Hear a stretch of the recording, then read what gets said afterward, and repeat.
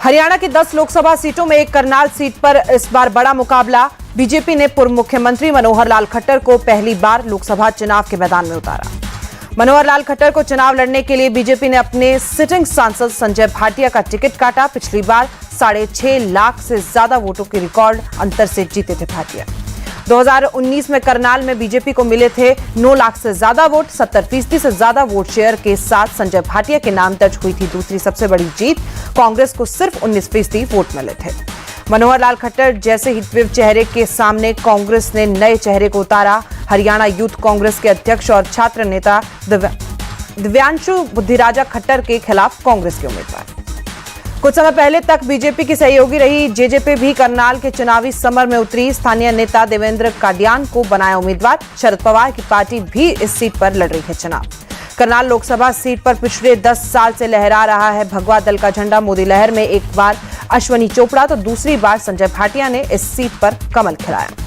1952 में करनाल सीट पर हुआ था पहला आम चुनाव। कांग्रेस के वीरेंद्र कुमार सत्यवादी के नाम पहली जीत दर्ज। लगातार 2 टर्म जीती कांग्रेस। 1962 में भारतीय जनसंघ को जीत मिली थी। 1967 में कांग्रेस ने फिर करनाल सीट पर वापसी की। लगातार 2 जीत के बाद 1977 में जनता पार्टी के टिकट पर हरियाणा के पहले मुख्यमंत्री रहे भगवत दयाल शर्मा ने रोका कांग्रेस का रथ।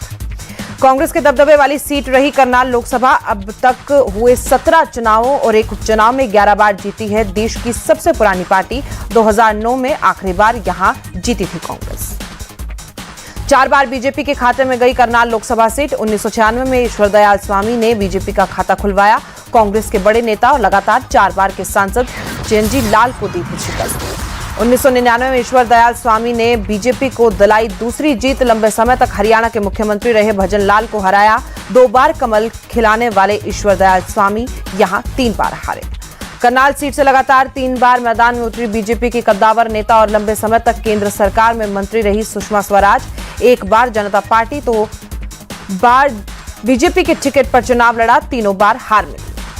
करनाल लोकसभा क्षेत्र के अनंतनाग में 9 विधानसभा सीटें इंद्री, करनाल, घरोंदा, पानीपत ग्रामीण और पानीपत शहर बीजेपी के कब्जे में। असंध, इसराना और समालखा में कांग्रेस के विधायक। नीलोखेड़ी सीट निर्दलीय के पास। करनाल में लगातार 2 जीत के साथ तेजी से बढ़ा बीजेपी के वोट का ग्राफ। 2009 के मुकाबले 2019 में 3 गुना से ज्यादा हो गया बीजेपी का वोट शेयर। कांग्रेस का वोट शेयर घटकर आधे पर पहुंचा। पहली बार सांसदी का चुनाव लड़ रहे मनोहर लाल खट्टर के लिए आसान नहीं लोकसभा की राह। हरियाणा में बीजेपी के लिए सबसे सेफ समझी जा रही है सीट पर एंटी इनकम्बेंसी बिगाड़ सकती है खट्टर का खेल।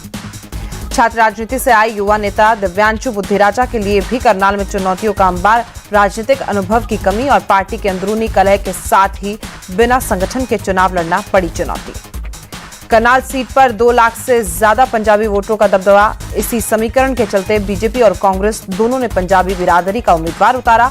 पिछले 2 चुनाव में पंजाबी समुदाय का उम्मीदवार ही जीता।